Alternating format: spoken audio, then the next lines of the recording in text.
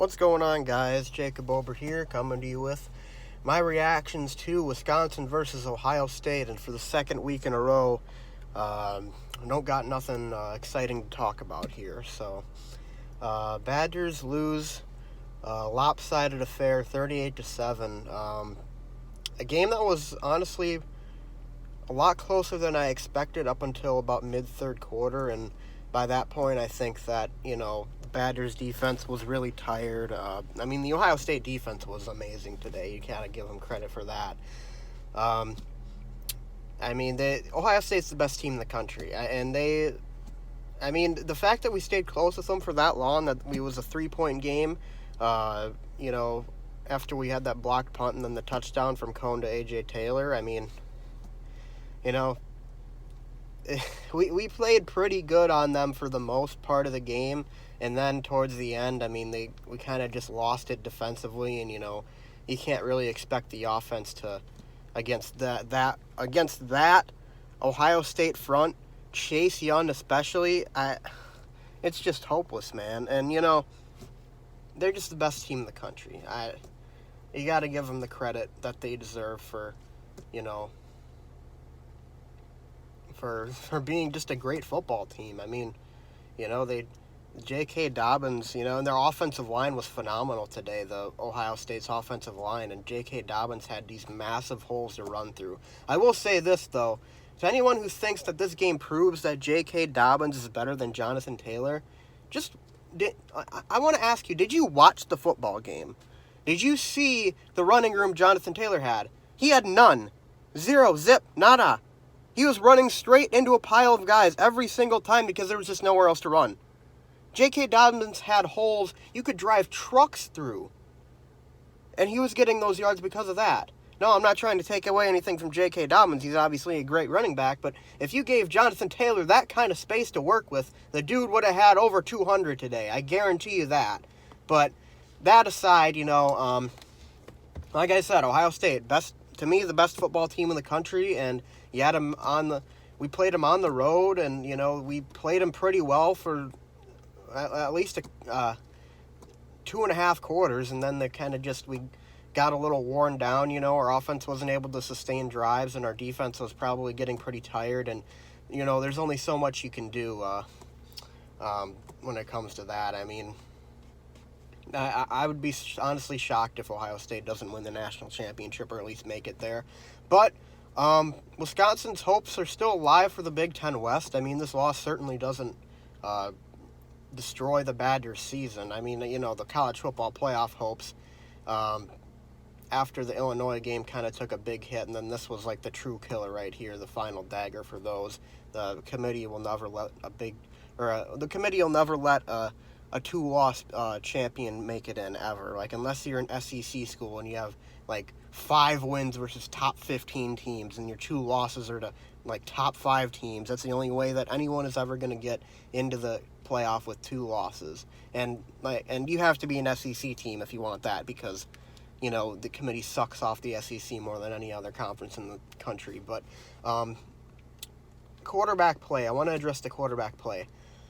I'm not going to say that the quarterback play was that bad, because Jack Cone had no time whatsoever to throw. And that's a testament to how good Ohio State's defensive front was. They dominated Wisconsin's offensive line, which was pretty good for the most part this season. They made them look like nothing. They made them look like a high school football team out there. And Jack Cone, given the circumstances, I don't think he played that bad of a game. He missed a couple throws, yes.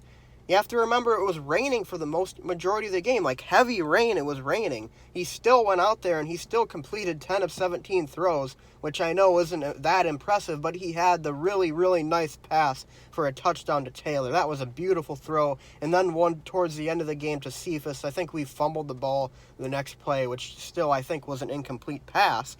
But at that point in the game, I guess they just don't care to really review plays at all. But you can't blame Jack Cone for this game. You cannot blame him for this game. He's not a world beater at quarterback, all right? He's not a top NFL draft prospect. He's not going to be a Hall of Fame quarterback or anything like that, but he can get the job done on most occasions. Except for when you're playing the best defense in the country on the road against what I think is the best team in football. Against that defensive front. Like, it wasn't going to be any different with Graham Mertz in that game. I want you guys to understand that. It wasn't going to be any different. You think a freshman quarterback is going to go on the road and score more than 38 points against the best defense in the country and the best team in the country? Do you really think that? Do you really think it was going to be any better? It wasn't. Like, maybe the Badgers put up 14 if Mertz is really what we think he is and he's amazing. But it's just not going to be any different, guys. I mean, the defense was gassed and there was nothing that we could do to stop their offensive game plan, by the time we held them, surprisingly we held them, for the first 2.5 quarters. We played pretty good defense, and then Ohio State just kind of showed off its speed, showed off its versatility, and that was that. And you have to give them credit for that. And this is not a game that the Badgers were going to win regardless of calls. I think the Badgers kind of got their short end of the stick at that point, but they still weren't going to win regardless of that. They weren't going to win regardless of who was at quarterback. The only way they were going to win this football game is if their defense was able to keep up the intensity and the effort that they showed in the first half of the game, of the first 2.5 quarters of the game. And that was just unrealistic because, They expended a lot of energy stopping Ohio State for the first 2.5 quarters. They really did. But it's not something that you're not gonna be able to go and do that for 4 quarters against a team like Ohio State. It's just not realistic. But like I said, let's talk about something more positive now. I still think the Badgers have a good chance at winning the Big Ten West. I mean, the only competition they have right now is Iowa and Minnesota. We play Iowa in 2 weeks. We have a bye next week. We win that game. It's at home. Then we got a leg up on Iowa. Then Minnesota's still got to play Iowa. They still got to play Penn State. They still got to play Northwestern, which might be a little tougher than they expect. And they still got to play us. I legit think that Minnesota could lose all 4 of those games. Maybe they beat Northwestern, but I don't see them beating Penn State or Iowa or us.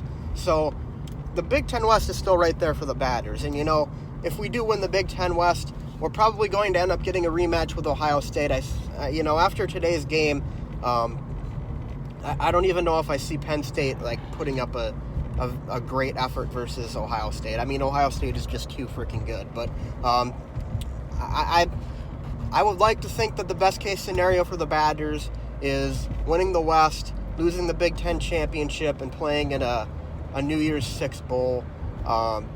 My guess would be the Cotton Bowl, or if Ohio State makes the playoff, then the Rose Bowl. Which, that's not a bad consolation prize. I mean, frickin' the Rose Bowl. Haven't played in a Rose Bowl in quite some time, have we? And I could definitely see that for the Badgers. I could definitely see them making the Rose Bowl. And, it might be a little disappointing given the first 6 weeks of the season how good we looked. I legit thought that this team could compete with Ohio State. Obviously, I was wrong, but I think a lot of people were wrong in that regard, and a lot of people underestimated just how good Ohio State is. So that's that, and the Badgers lose. And like I said, though, there's still a lot of positive. There's still a lot of stuff in front of us right now, and I know some of you probably don't care about that right now because all that should matter is the playoff, and I understand that. But like I said, I still think that a lot of the goals before the season that were set are still there. And, to be able to finish off this season with getting to a New Year's Six bowl and winning that bowl could probably be a really nice momentum for next season as well. Anyways, guys, that's all I really have to say for you guys today. We'll be back tomorrow night with the Packers, and maybe even tonight with the Bucks. They play in about an hour here, their home opener. I'm pretty excited for that still, even after today's loss. But I was kind of expecting to lose to the Buckeyes. I mean, coming into the game, I just wasn't too hyped up for it. And, especially after last week's loss, it just really didn't feel like the Badgers could compete with them. And, they actually kind of surprised me by competing with them for that long. But really, in the end, Ohio State was just the better team, and that's it. But Packers tomorrow night, really excited for that. Sunday Night Football. Aaron Rodgers on the road against KC. Unfortunately, we won't get Rodgers versus Mahomes, but yeah, I'll see you guys maybe tonight, definitely tomorrow night, and yeah, go Packers, go Bucks, still go Badgers, and I'll see you guys next time.